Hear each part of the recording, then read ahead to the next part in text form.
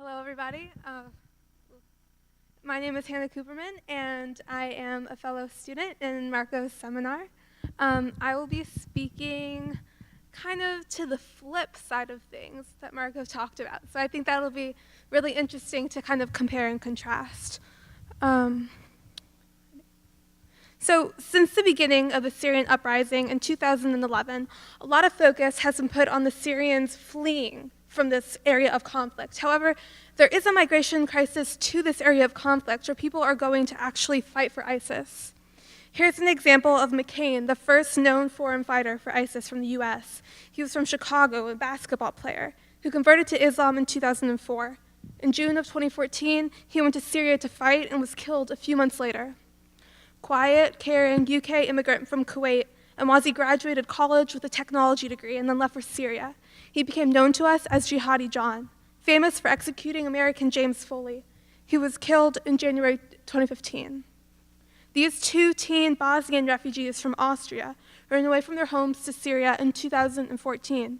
They left notes saying, "Don't look for us. We will serve Allah and we will die for him."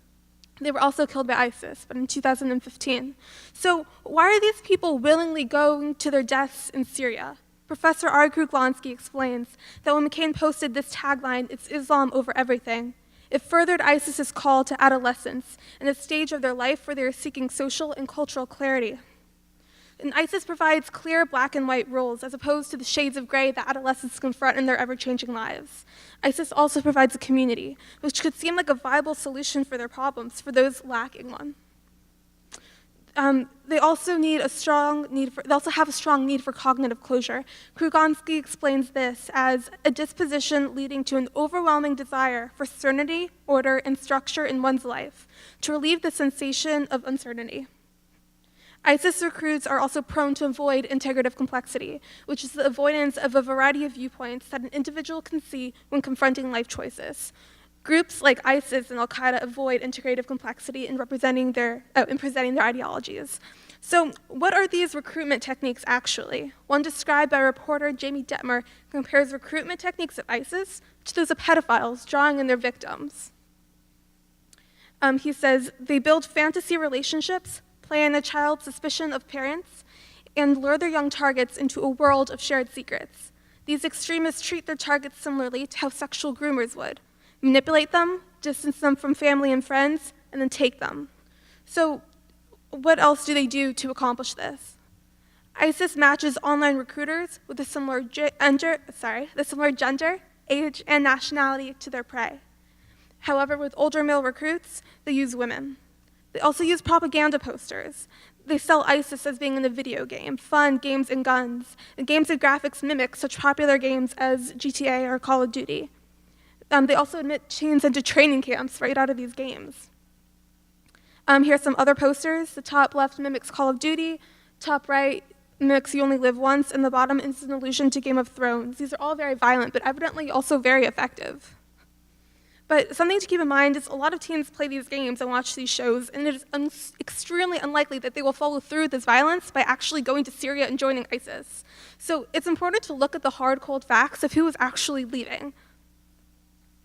So this graph is from 2015, and the most likely victims of recruitment start from the highest number from the Middle East, then North Africa, Western Europe, Russia, down to Southeast Asia, down to the Balkans, and finally 280 from the US and Canada. So while there is a migration crisis to Syria, it's also come to light that not all who go to ISIS stay in ISIS. There's a growing number of Westerners leaving these terrorist organizations and coming back home. Most are running from ISIS, not returning to do ISIS's bidding. In some cases, the rationale for leaving is disillusionment with the way that ISIS is run, rather than the rejection of the militant's ideological extremism that brought these recruits in for the first place. So one main reason why these recruits are fed up with the corruption is the corruption of the commanders and their un-Islamic behavior. There's racism against people within ISIS, like a commander telling an Indian recruit to clean toilets. Finally, many of those who leave reject the violence and atrocities in ISIS that are meted out on women and minorities in particular.